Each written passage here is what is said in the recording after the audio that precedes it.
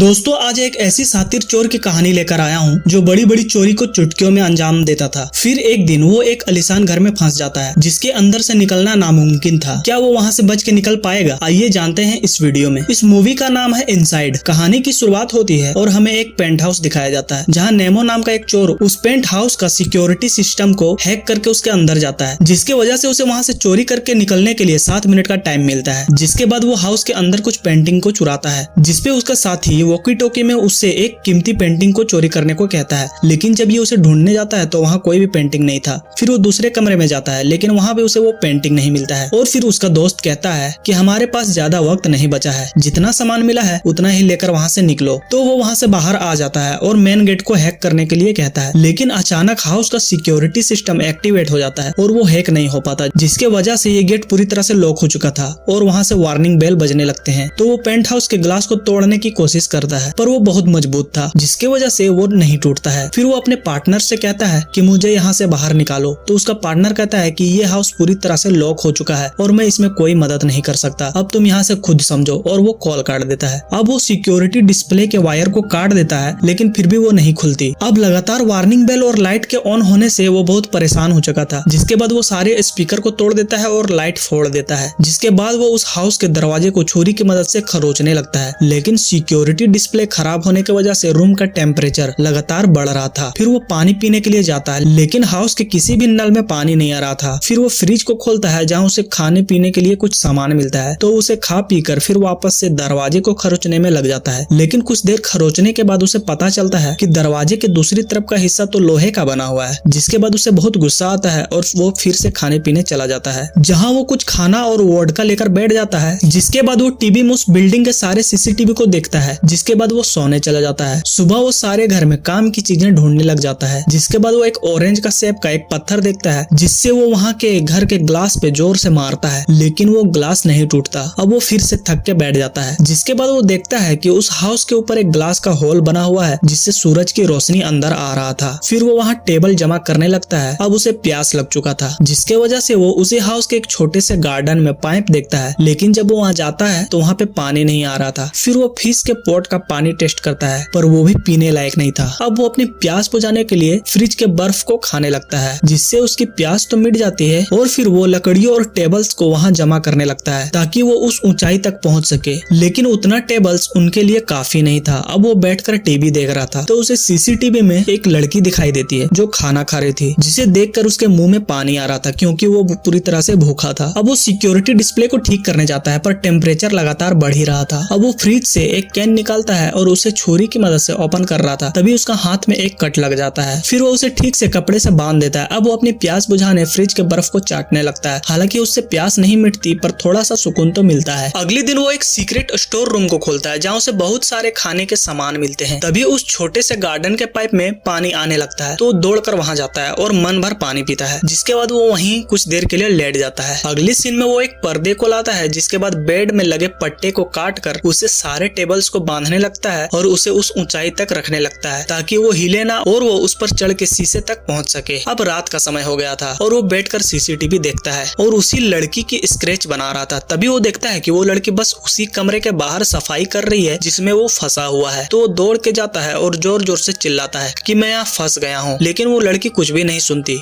क्योंकि वो कान में ईयरफोन लगा के रखे थे। और कुछ देर बाद वो वहाँ से चली जाती है। अब अचानक रूम का टेम्परेचर वापस नीचे घटने लगता है तो वो एसी के सामने जाकर भरपूर ठंडी हवा लेता है। अगली सुबह होती तो हम देखते हैं वो पहले से ही जुगाड़ लगाकर गार्डन में पानी जमा करने के लिए बर्तन रख दिया था और वो फुल मस्ती में वोडका के साथ पार्टी करता है क्योंकि परेशान होकर भी कुछ होने वाला नहीं था। फिर वो एक शीशे के पॉट को फोड़ता है और उसे कपड़े में बांधकर उसका चश्मा बना लेता है और उस ऊंचाई जगह पर चढ़कर शीशे को तोड़ने की कोशिश करता है, पर ये इतना आसान नहीं था। फिर वो खाने के लिए पास्ता बनाता है और सीसीटीवी के पास बैठ जाता है और ऐसा ही उसका आज का दिन भी पार हो रहा था और धीरे धीरे उसकी सारी खाने की चीजें भी खत्म हो रही थी। अब वो दोबारा सिक्योरिटी डिस्प्ले ठीक करने के लिए जाता है पर वो पहले ही खराब हो चुका था, जिसकी वजह से वो काम नहीं करता है। और ऐसे ही उसका एक और दिन भी बीत जाता है और फिर वो एक लोहे की कील को लेकर उस छत को खोलने में लग जाता है, लेकिन आज भी वो कामयाब नहीं हुआ और वो बैठ जाता है क्योंकि वो बहुत परेशान हो चुका था। उसे पता भी नहीं था कि वो यहाँ से जिंदा बच के निकल पाएगा भी या नहीं। अगले सीन में हम देखते हैं कि वो एक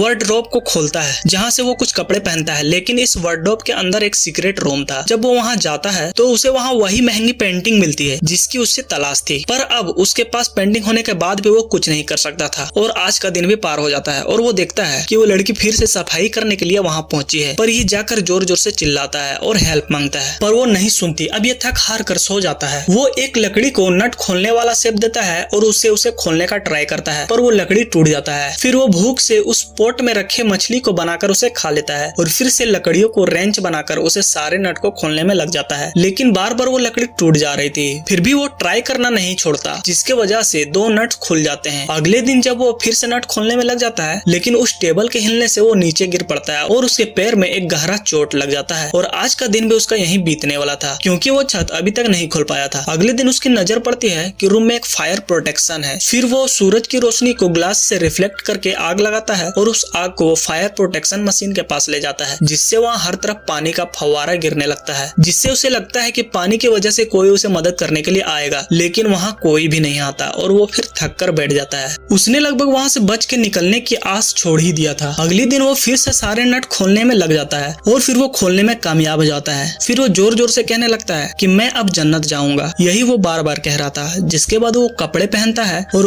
उस घर की दीवार में लिख देता है कि मैं आपके घर में लगभग 1 हफ्ते तक रहा, शायद ये आपके लिए घर होगा, लेकिन मेरे लिए तो ये बस एक पिंजरा था और मेरी वजह से जितने भी आपके नुकसान हुए हैं उसके लिए मैं माफी चाहता हूँ। और फिर वो उस छत के शीशे को निकालता है और वहाँ से बाहर चला जाता है। मूवी वहीं पे खत्म हो जाती है। दोस्तों, इस कहानी से ये भी पता चलता है कि जब हम किसी मुश्किल जगह में फंसते हैं तो हमें कम संसाधन और जो भी हमारे आसपास होते हैं उसके सहारे ही जिंदा रहना पड़ता है और उससे बाहर आना पड़ता है। बाकी आपको कैसा लगा वीडियो कमेंट में जरूर बताएं और वीडियो लाइक करके सब्सक्राइब करें। बाकी मिलते हैं एक और नई कहानी के साथ, तब तक के लिए बाय बाय।